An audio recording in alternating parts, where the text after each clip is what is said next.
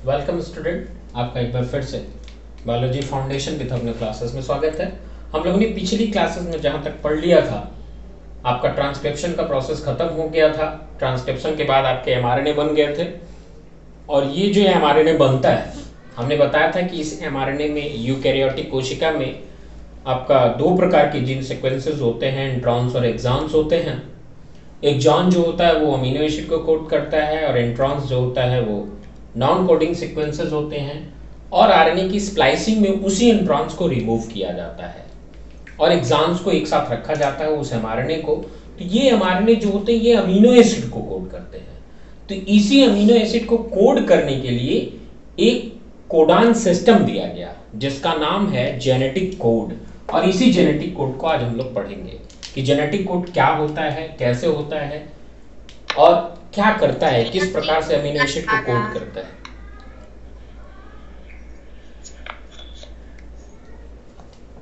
Genetic code या genetic codon के बारे में, तो जेनेटिक कोड को देने के लिए बहुत सारे फिजिशियन, बायोकेमिस्ट, केमिस्ट्री के लोग और बायोलॉजी के लोग एक साथ मिलकर इस पे स्टडी करना प्रारंभ किया।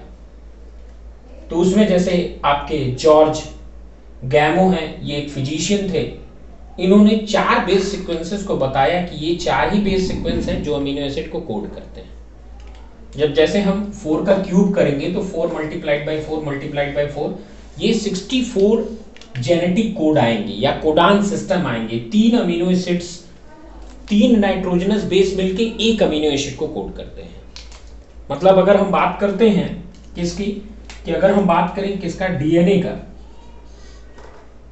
सेंट्रल डोगोमा में हम आपको बताए थे कि डीएनए से आरएनए बनता है और इसी आरएनए से क्या होता है, प्रोटीन बनता है। तो ये जो डीएनए होता है इसमें 4 प्रकार के नाइट्रोजनस बेस होते हैं, ए टी जी सी, ये 4 नाइट्रोजनस बेस होते हैं। इसी तरीके से आरएनए जो होता है इसमें ए यू जी सी, 4 प्रकार के नाइट्रोजनस बेस होते हैं। तो जो जॉर्ज गैमियन, हरगोविंद खुराना और नीरेनबर्ग, ये तीनों लोग मिलकर बताए कि ये जो होता है 3 कोडान सीक्वेंस मिलके एक अमीनो एसिड को कोड करता है और यही अमीनो एसिड क्या करता है, प्रोटीन को बनाता है। तो अगर हम बात करते हैं इनके बेस सीक्वेंसेस की, तो जैसे A T G, T G सी, जी सी ए और ए जी सी, इस प्रकार से 3 नाइट्रोजनस बेस के जीन सीक्वेंस होते हैं जो अमीनो एसिड को कोड करते हैं। और ये 64 प्रकार के होते हैं या 64 कोडॉन होते हैं जो 20 अमीनो एसिड को कोड करते हैं। हरगोविंद खुराना जी थे, इन्होंने बताया कि ये केमिकल मेथड डेवलप करते हैं जिसको इन्होंने नाम दिया होमोपॉलीमर्स और कोपॉलीमर्स का, कि वो एक प्रकार से हो सकते हैं, एक जीन सीक्वेंस हो सकते हैं। जैसे एक अमीनो एसिड को 3 से ज्यादा या लगभग किसी किसी केस में, जैसे फेनिल की बात करें, फेनिलएलानिन है या आर्जिनिन है, उसमें 6 कोडान एक ही अमीनो एसिड को कोड करते हैं। अगर हम बात करते हैं मैथियोनिन और ट्रिप्टोफान की, मैथियोनिन और ट्रिप्टोफान, ये 2 अमीनो एसिड हैं जिनको केवल एक कोडान सिस्टम कोड करते हैं। मतलब एक 3 बेस पेयर का कोडान होगा जो मैथियोनिन को कोड करेगा और एक होगा जो ट्रिप्टोफान को कोड करेगा। जबकि हमने बताया आपका कि जो फेनिलएलानिन है और आपका आर्जिनिन है, इनको 6 कोडान सीक्वेंस कोड करते हैं। बताया कि आपका फेनिलएलानिन जो होता है ये एक अमीनो एसिड है, आर्जिनिन एक अमीनो एसिड है, तो इसको 6 कोडान होते हैं जो कोड करते हैं, इसको भी 6 कोडान कोड करते हैं। जबकि मैथियोनिन और ट्रिप्टोफान को केवल सिंगल कोडान सिस्टम होते हैं जो कोड करते हैं। और मार्शल नीरेनबर्ग जो थे, इन्होंने पॉलीन्यूक्लियोटाइड फास्फोराइलेशन सीक्वेंस के बारे में बताया। तो ये 3 साइंटिस्ट थे जो तीनों मिलके जेनेटिक कोडान को दिए और यही तीनों साइंटिस्ट मिलके एक संरचना प्रदान करते हैं जिसको कि हम लोग कहते हैं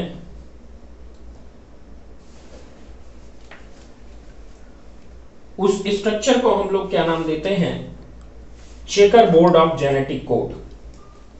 ये तीनों साइंटिस्ट मिलके इस 64 कोडॉन सिस्टम को बनाने का एक तरीका बताया, एक बोर्ड बनाया, एक चार्ट बनाया और उसको चेकर बोर्ड के नाम से हम लोग जानते हैं। तो चलिए जानते हैं कि ये चेकर बोर्ड बनता कैसे है, 64 कोडॉन का ये चेकर बोर्ड किस तरीके से बनता है।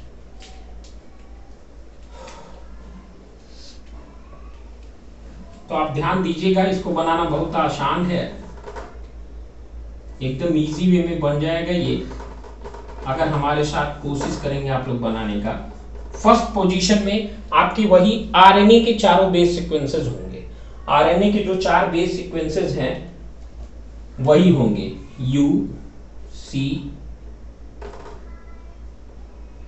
ए जी, ये 4 बेस सीक्वेंस हुए फर्स्ट पोजीशन में। इसी तरीके से सेकंड पोजीशन में भी यही 4 बेस सीक्वेंस होंगे। जिस सीक्वेंस में यहां पे हम 4 नाइट्रोजनस बेस को रखे हैं उसी सीक्वेंस में यहां रखते हैं यू सी ए जी, और जैसे यहां पे रखे हैं चारों को ठीक उसी प्रकार से इस पोजीशन पे रखेंगे, थर्ड पोजीशन।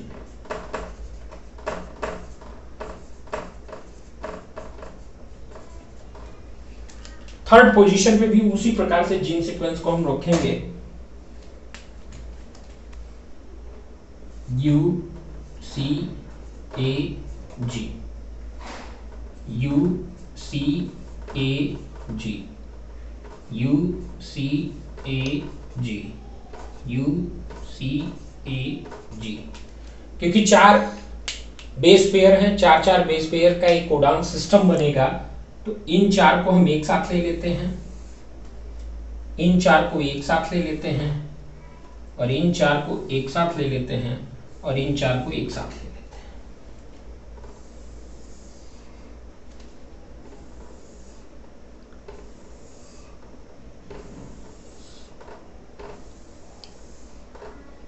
इस तरीके से 4 बेस पेयर का ये जीन सीक्वेंस है, अमीनो एसिड के कोडॉन सीक्वेंसेस हैं जो कि बनते हैं। देखिए कैसे बनते हैं।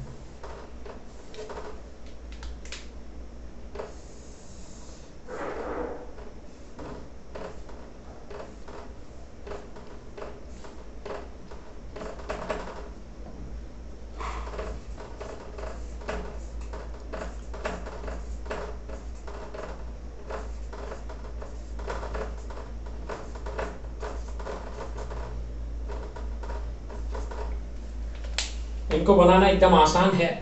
आप पहले इस नाइट्रोजनस बेस को उठाइए और इसको आपस में मल्टीप्लाई कर दीजिए, यू यू यू।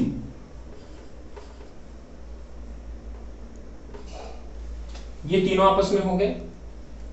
फिर यू यू सी के साथ ले लीजिए, फिर यू यू ए के साथ ले लीजिए, फिर यू यू जी के साथ ले लीजिए। आपका चेकर बोर्ड बनके तैयार हो गया है। इसका सीक्वेंस वही है यू सी ए जी, चारों nitrogenous base, you C A जी चारों nitrogenous base, you C A जी चारों नाइट्रोजनस बेस।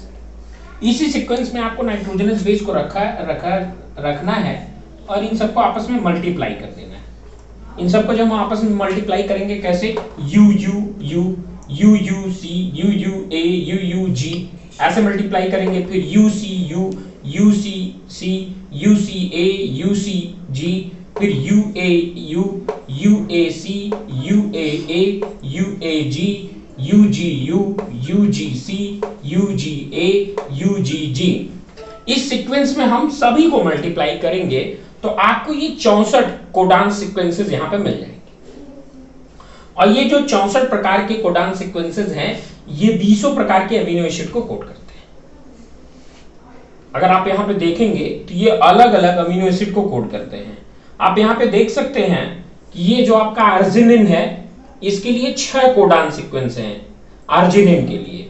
इसी प्रकार से सेरिन के लिए भी 6 कोडॉन सीक्वेंसेस है। यहां पे देखिए ये सेरिन के 4, 2 इधर 6। इसमें 4 ऐसे कोडॉन हैं जो क्या करते हैं कि अलग अलग 4 ऐसे हैं जो इनिशियल और स्टॉप के लिए हैं। जैसे आप AUJ देखिए, केवल मेथियोनिन को कोड करता है, UGG केवल ट्रिप्टोफान को कोड करता है। मतलब 2 अमीनो एसिड ऐसे हैं जिनको केवल सिंगल कोडान सिस्टम कोड करते हैं, और जबकि जितने हैं उनको 2 से ज्यादा अमीनो एसिड कोड कर रहे हैं। 3 ऐसे कोडान सीक्वेंस हैं जो किसी अमीनो एसिड को नहीं कोड करते, इसीलिए उनको क्या नाम दिया गया है, स्टॉप कोडान। वो है क्या, UAA, UAG और आपका है UGA।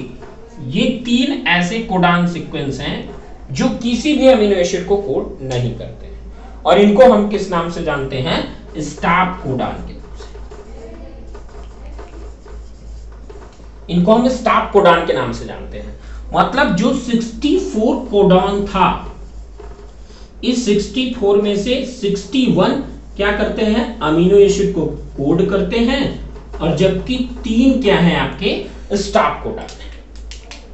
ऐसा हरगोबिंद खुराना, नीरेनबर्ग के द्वारा बताया गया था, और ये डिफरेंट अमीनो एसिड को कोड करते हैं। तो आइए हम जानते हैं इनके फीचर्स को, इनका फीचर क्या होता है, salient feature of genetic code.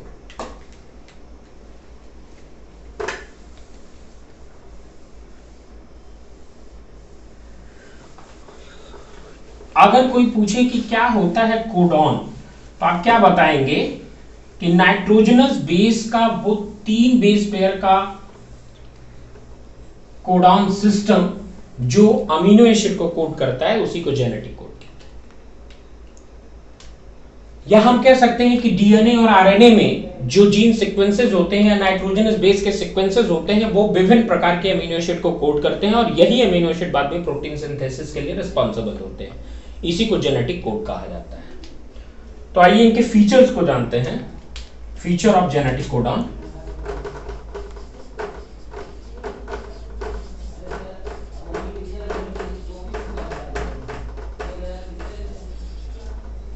Features of genetic codon को हम लोग जानते हैं। सबसे पहला फीचर क्या होगा कि जितने भी अमीनो एसिड्स होंगे, ये सभी 3 बेस सीक्वेंस के रूप में कोड किए जाएंगे। जैसे AUG, ये मेथियोनिन को भी कोड करता है, और इनिशिएशन कोडॉन है ट्रांसलेशन के लिए। तो ट्रिपलेट कोडॉन सिस्टम में ये रिप्रेजेंट किए जाते हैं, क्योंकि 3 सीक्वेंसेस हैं, इसके लिए हम इसको क्या कहते हैं, ट्रिपलेट कोडॉन सिस्टम। मतलब 3 कोड होते हैं एक दूसरे को रिप्रेजेंट करने के लिए। दूसरी चीज ये है कि एक से अधिक कोडॉन एक ही अमीनो एसिड को कोड कर सकते हैं। More than 1 codon code for 1 amino acid.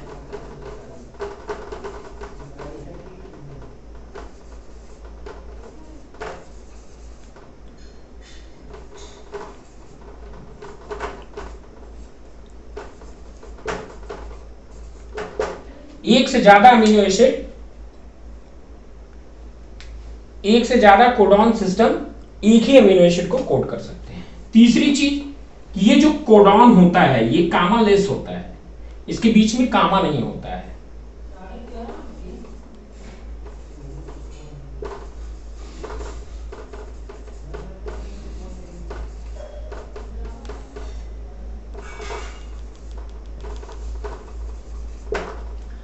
मतलब कि जो कोडॉन सीक्वेंस होते हैं,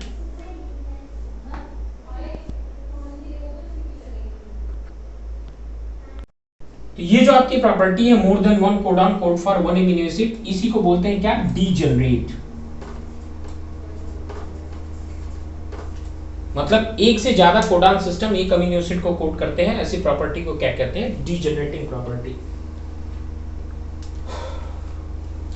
और जितने भी कोडॉन होते हैं वो स्पेसिफिक या यूनिक होते हैं, यूनिवर्सल होते हैं। मतलब कि एक कोड या एक कोडॉन एक ही अमीनो एसिड को कोड करेगा। जैसे AUG अगर मेथियोनिन को कोड कर रहा है, तो ये मेथियोनिन के अलावा किसी और को कोड नहीं करेगा। तो इसको बोलते हैं यूनिवर्सल कोडॉन होता है एक सिस्टम के लिए। आपका जो AUG है ये क्या करता है, डुअल फंक्शन को रिप्रेजेंट कर रहा है। AUG ये क्या करता है, डुअल फंक्शन।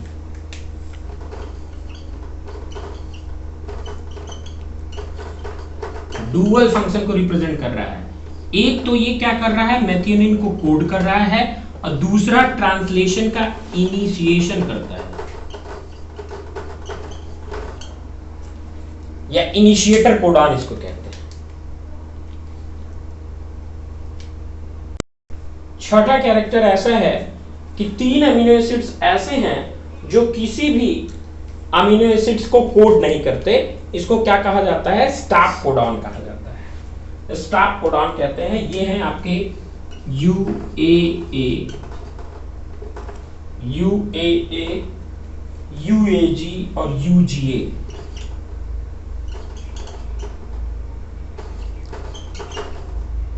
ये है स्टॉप कोडॉन, या इसी को टर्मिनेटर कहते हैं।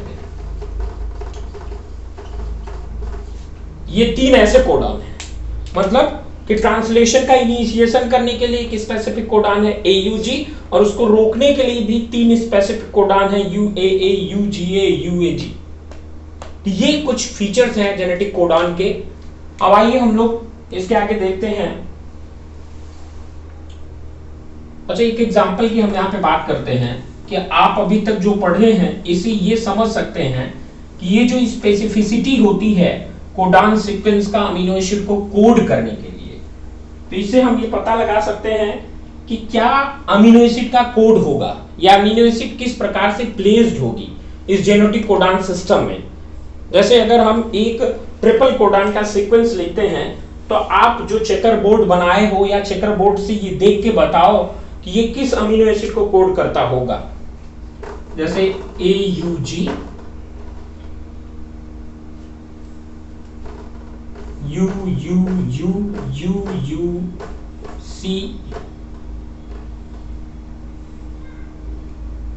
UUC, UUU,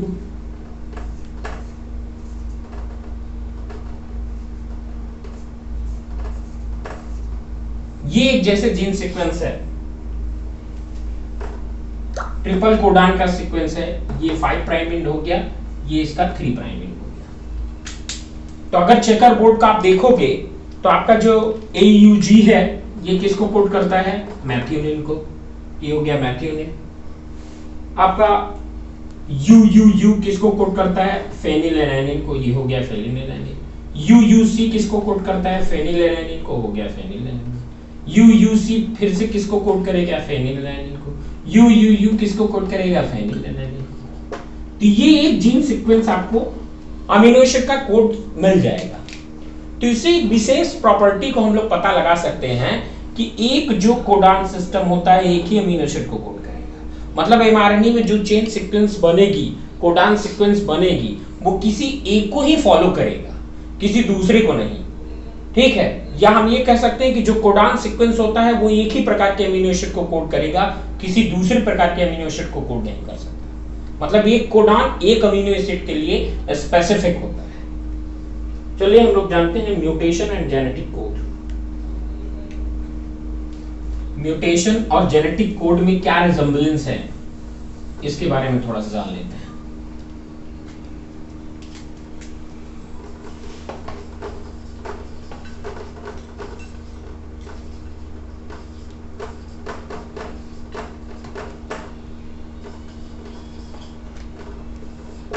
वैसे तो आपको ये जो म्यूटेशन चैप्टर को पढ़ना है चैप्टर नंबर 5 में, आपके 12th के क्लास में है, लेकिन यहाँ पर हम थोड़ा सा जानते हैं इंजर्शन और डिलीशन के बारे में।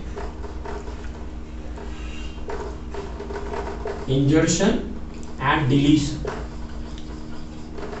कि मतलब एक अमीनो एसिड का जो कोडॉन सीक्वेंस होता है, अगर उसमें एक बेस पेयर को इंसर्ट कर दिया जाए या एक को हटा दिया जाए तो क्या परिवर्तन होगा। अगर किसी एक बेस पेयर को निकाला जाता है या इंसर्ट किया जाता है तो उसको पॉइंट म्यूटेशन के नाम से लिखते हैं।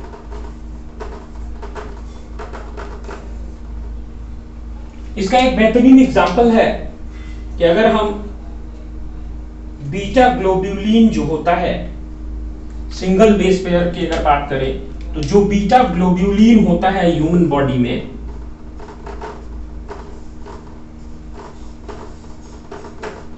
बीटा ग्लोब्यूलिन जो ह्यूमन बॉडी में होता है, अगर किसी एक सिंगल बेस पेयर को यहाँ पे परिवर्तित कर दिया जाता है, बीटा ग्लोब्यूलिन को कोड करने वाले कोडान के किसी एक बेस पेयर को परिवर्तित किया जाता है, तो क्या होता है कि जो अमीनो एसिड कोड कर रही थी किसको, ग्लूटामीन को, वो अब कोड करेगी किसको, अगर यहां पे क्या हो, एक बेस पेयर को चेंज कर दिया जाए, सिंगल बेस पेयर अगर चेंज हो, change in single base pair,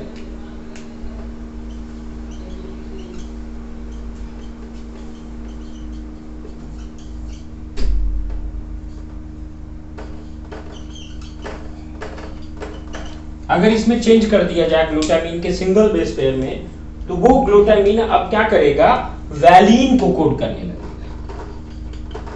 valine को कोड करेगा। और अगर ये वैलीन को कोड करेगा तो यहां पे एक डिजीज जन्म ले लेगी, और उस डिजीज को हम लोग कहते हैं सिकल सेल एनीमिया।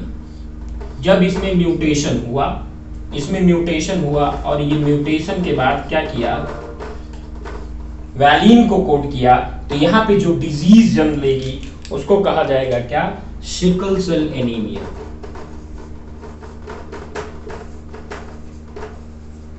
यहां पे एक बीमारी जन्म लेगी, सिकल सेल एनीमिया टाइप की।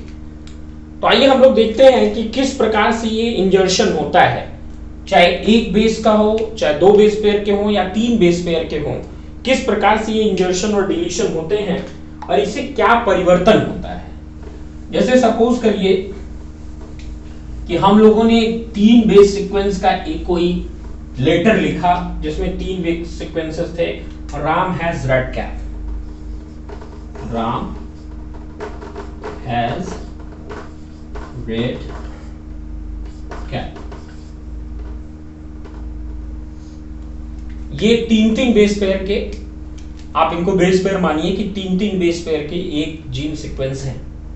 इसमें क्या किया जाए, पहले एक बेस पेयर बी को इंसर्ट किया जाए। एक कोई बेस पेयर था बी, जिसको कि हम लोगों ने क्या किया, इंसर्ट कर दिया, बी को इंसर्ट किया।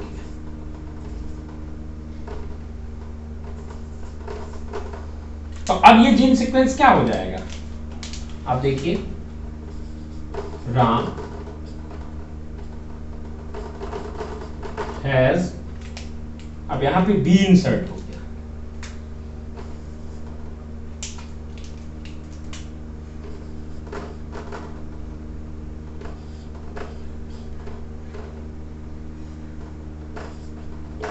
ये इस प्रकार का सीक्वेंस बनेगा। अगर सपोज करिए कि इस बी के साथ हम एक और इंसर्ट कर दें, मतलब दो बेस पेयर को इंसर्ट किया जाए, जैसे बी और आई, इन दोनों के इंसर्ट करते हैं, तो क्या होगा,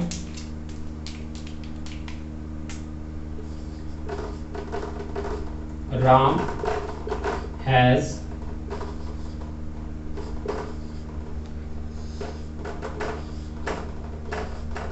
ये सीक्वेंस मिल जाएगा। अगर यहीं पे क्या किया जाए कि एक और बेस सीक्वेंस को इंसर्ट कर दिया जाए, मतलब पूरे तीन कोडॉन को ही बी आई जी को इंसर्ट कर दिया जाए, तो क्या होगा,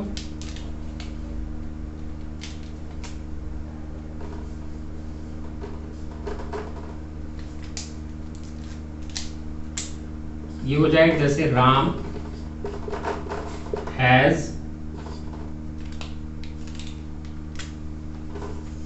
बिग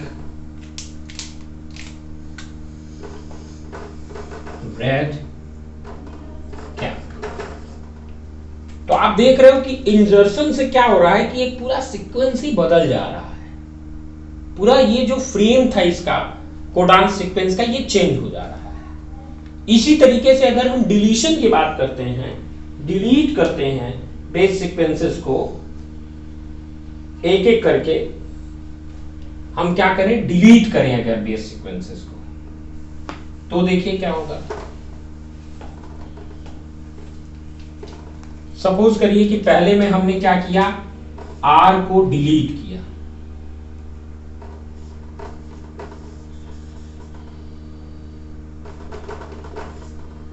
आर को हमने डिलीट किया, तो क्या होगा, राम हैज EDC AP। अब दूसरे में हमने क्या किया, आर और ई दोनों को डिलीट किया, तो देखिए क्या होगा,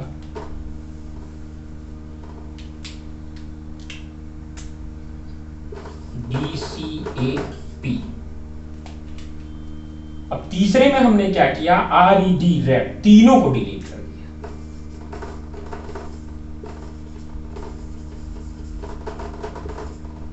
तो देखिए क्या होगा,